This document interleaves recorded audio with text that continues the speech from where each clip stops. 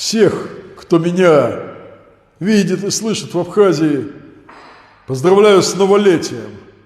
Исторически сложилось, что в Абхазии Новый год встречают 30 сентября.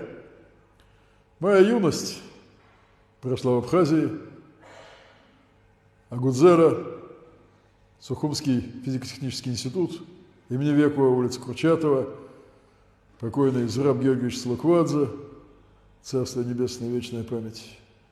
Многие другие достойнейшие люди. Я хорошо знаю Абхазию, абхазский народ. И всем хочу пожелать в новом году здоровья, удачи и любви.